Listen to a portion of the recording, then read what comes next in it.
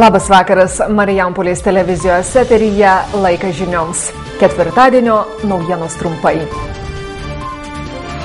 Ordinu už nuopelnus Lietuvai apdovanota Marijampolės savivaldybės daugiavaikė motina Marijona Žaliauskienė.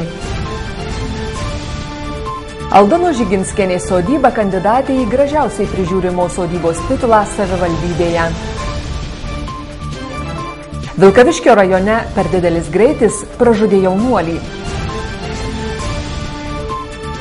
Pažintis su jaunosios kartos Marijampolės fotografu Andriumi Burba.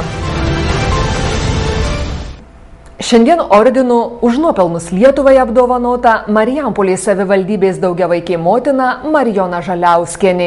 Liudvinavo seniūnijoje gyvenanti moteris užaugino ir dorai išauklėjo 8 vaikus. Be to, savo mamai padėjo auginti karo pabėgėlį vokietį Manfredą Švaką. Marijampolės savivaldybės gyventojai Marijonai Žaliauskieniai, pagimdžiusiai, užauginusiai ir gerai išauklėjusiai 8 vaikus, prezidentūros dėmesys. Lietuvos prezidentės Dalios Grybauskaitės pavedimu jai įteiktas ordino už nuopelnus Lietuvai medalis. Svaraus valstybinio apdovanojimo proga daugiavaikę motiną sveikino ir stiprybės linkėjo socialinės apsaugos ir darbo ministrė Algimanta Pabedinskienė, Marijampolės savivaldybės vadovai. Būrį vaikų užauginusi ir visą gyvenimą fermose dirbusi Marijona Žaliauskienė prisimena, lengva nebuvo. Fermose dirbau ir laukininkystėje, kada buvo kolūkis ir runkelius ravėjau, viską dirbau. Nors gyvenimas pateikė nemažai išbandymų, moteris nepalūžo ir sugebėjo užauginti vaikus dorais ir sąžiningais žmonėmis. Be to, Marijona savo mamai padėjo užauginti karo pabėgėlį Manfredą Švaką. Vokietis šį kilnų poelgį vertina ir Marijona bei Manfredas vienas kitą laiko broliais. Daugiavaikė mama prisimena, jog jaunystėje negalvojo turėti tokią gausią šeimą, tačiau dabar džiaugiasi, kad šeimyna didelė ir draugiška. Labai smagu, kad važiuoja, tai jau smagu tikrai. Beveik kambarys per mažas būna. Labai gerai. Savo šeima, didelė šeima. Visi suveina, visiems smagu jiems. Jie džiaugiasi vienas kitu. O jums ką reiškia didelė šeima? Džiaugsmas. 4 dukras ir 4 sūnus užauginusi Marijona Žaliauskienė jau sulaukė 15 vaikaičių ir 3 provaikaičių. Šią vasarą ir vėl kviesime pasidaryti po gražias ir išpuoselėtas mūsų savivaldybės sodybas. Šiandien svečiuojamės pas Baraginėje gyvenančią Aldoną Žiginskienę. Moteris pasakoja, jog iš pradžių aplinkos puoselėjimas padėjo vaduotis iš vienatvės, o dabar tai tiesiog sielos atgaiva. Išnaikinti seną sodą ir aplinką prie namų papuošti spalvingais gėlynais, alfinariumų, akmenų kompozicijomis, poniai Aldonai Žiginskienei gyvenančiai Baraginės kaime noras kilo prieš maždaug 17 metų. Kažkaip pasikeitė gyvenimas, mirė vyras ir kažkaip norėjau keisti tą gyvenimą, kažkaip užmušti tą vienatvę. Ir pradėjau raut medžius, čia buvo didžiulis sodas. Viskas ir pradėjau po valiai tvarkytis. Kažkaip savaime viskas įvyko čia. Čia buvo vien sodas. Čia buvo sodas, ten buvo arklidė, arklį laikėm, daug gyvulių laikėm, visai kitas buvo gyvenimas. Ir paskui kažkaip po valiai, lėtai, po žingsnį, viskas pradėjau labiau patikti. Pradėjau džiaugti savo darbu ir tiesiog užsikrečia.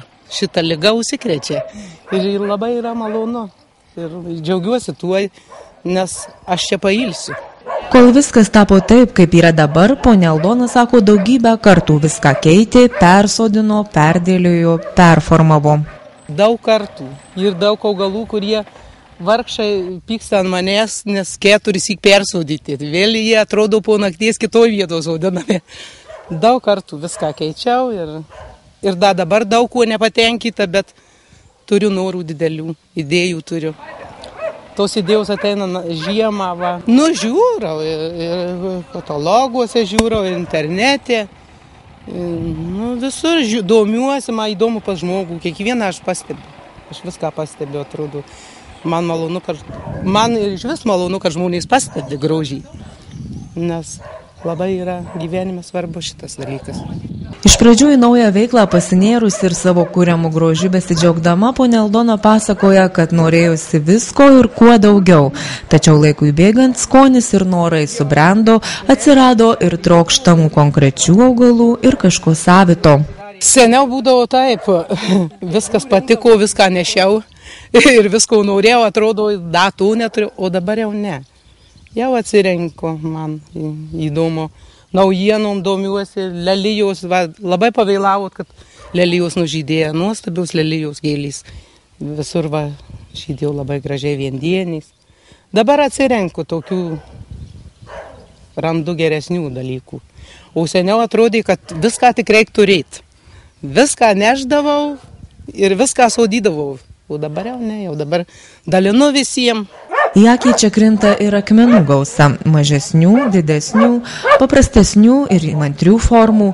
Pačios Aldonos rankomis akmenukais dekoruotos puodynės ir didžiuliai vazonai.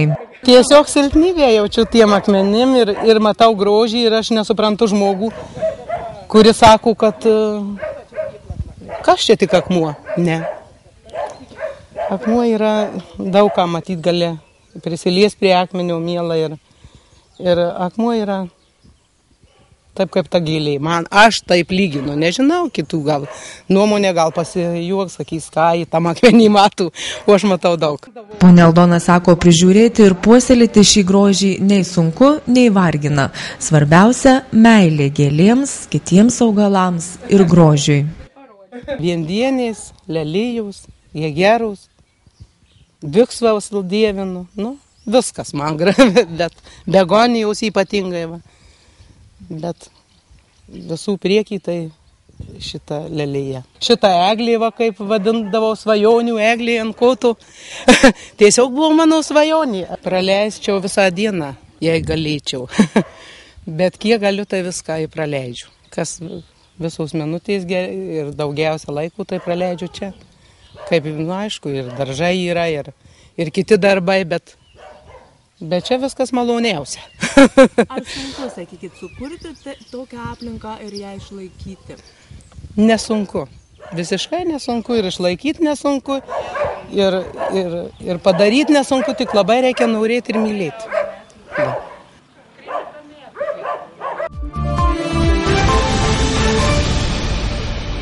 Vakar vakarą kelyje Vilkaviškis Gražiškiai nesuvaldęs automobilio tragiškai žuvo jaunas vairuotojas.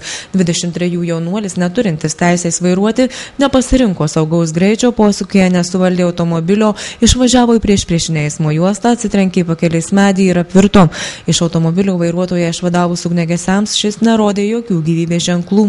Atvažiavę medikai tik patvirtino jauno vyro mirtį. Ar vairuotojas buvo blaivus, kol kas tyriama. Keletą dienų iš eilės Marijampolės pareigūnams kyšius siūlė Tadžikistano piliečiai. Vienas 50 litų pasiūlė, kad nebūtų surašytas protokolas už tai, jog vairavo automobilį be valstybinių numerių, kitas su 70 litų bandė išsisukti nuo protokolų už vairavimą be saugos diržo.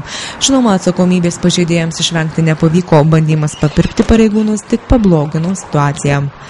Kalvarijos savivaldybėje pareigūnai buvo bandomi papirkti 500 litų. Taip, Jungėnų kaimo gyventojas bandė išsisukti nuo atsakomybės už nelegalią prekybą akcizinėmis prekėmis. Vakar sukčiai atakavo Kybartų gyventojus. Į pareigūnus kreipėsi 55 Kybartų gyventoja, iš kurios policijos pareigūnų apsimetęs vyras išviliojo elektroninės bankininkystės duomenis ir iš moters sąskaitos pasisavino 4000 litų. Kitai Kybartietai paskambinęs vyras taip pat prisistatė komisariato darbuotojų ir išgavęs elektroninės bankininkystės duomenis moters vardu paėmė 7500 litų vertės kreditus. Dar viena Kybartų gyventoja policijos pagalbos paprašė, kai pastebėjo, jog iš šios sąskaitos kažkas savavališkai pasipildė telefonų sąskaitas už daugiau nei 500 litų. O dabar kviečiu susipažinti su jaunuoju fotografu Andriumi Burba. Dar paauglystėje pradėjęs fotografuoti įvairius renginius, dabar vaikinas linksta į mados fotografiją.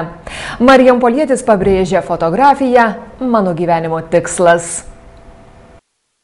Vienas iš Marijampolės jaunosios kartos fotografijos atstovų Andrius Burba su fotoaparatu draugauja nuo paauglystės. Dar 14 pradėjo fotografuoti vestuves, buvo mokyklos fotometraštininkas. Iki šiol jo pilna įvairiuose kultūros ir sporto renginiuose. 20-metis vaikinas pabrėžia, fotografija neatskiriama jo gyvenimo dalis ir tikslas. Fotografija man kas? Man yra tikslas mano gyvenimo. Aš nežinau, aš viskas kiekvieną rytą atsikeliu ir galvoju apie fotografiją. Tai čia yra tiesiog tikslas, kad aš turiu pasiekti savo užsibrėžtą tikslą. Ir kiekvieną rytą galvoju apie tai ir kiekvieną bandau tobulėti. Seniau fotografavau viską, norėjau išbandyti viską, tiek sportą, tiek makrofotografiją, tiek gamtą, tiek viską. Ir dabar jau apsistojau ties komercinė fotografija ir mados fotografija. Tai aš juos šiek tiek kaip ir suvienodinu, už tai, kad kas yra komercija ir kas yra mada, tai jeigu juos sudėjus abu, tai yra, ką aš noriu daryti. Viskas prasidėjo tikriausiai prieš kokius 5 metus, kai rodė American Next Top Model. Ir ten amerikiečiai daro tokius kaip ir fotosesijas ir viską rodė per televizorių. Ir kada aš pamačiau ir man viskas buvo, wow, kas čia vyksta, ir aš tada užsimaniau pats tokius daryti ir aš tada ieškodavau paprastas mergaitės, pasikviesdavau drauges, fotkydavau, man ten aišku neišeidavau taip gerai.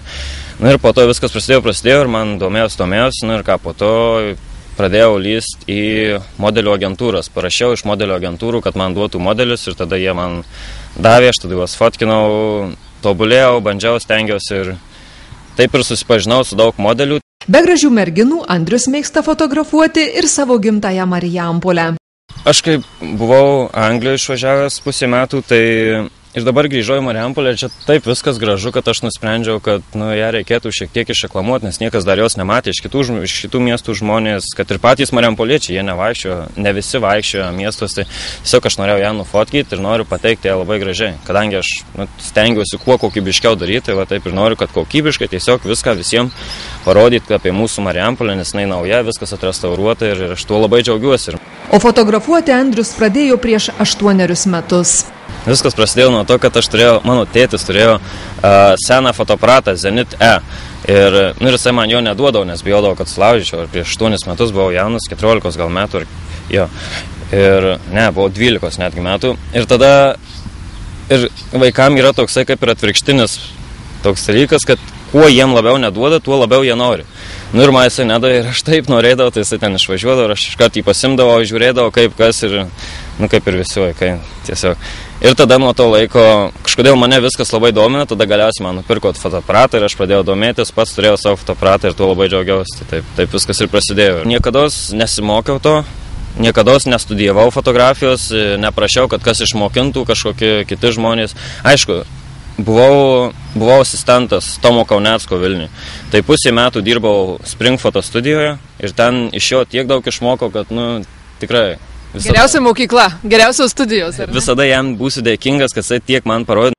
Dabar vaikino planuose nuolatinis savęs tobulinimas ir darbas fotografijos studijoje Anglijoje.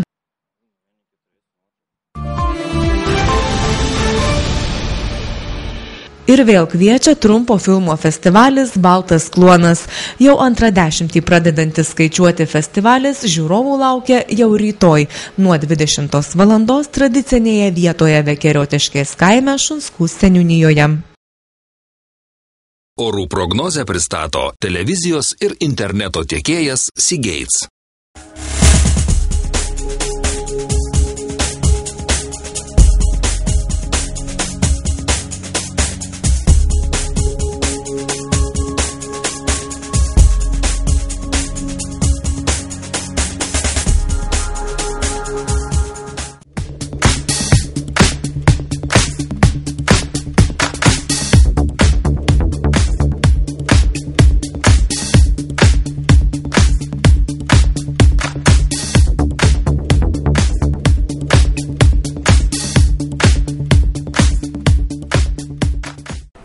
Čia buvo Marijampolės televizijos žinios. Dėkoju už dėmesį. Visiems gražaus vakaro.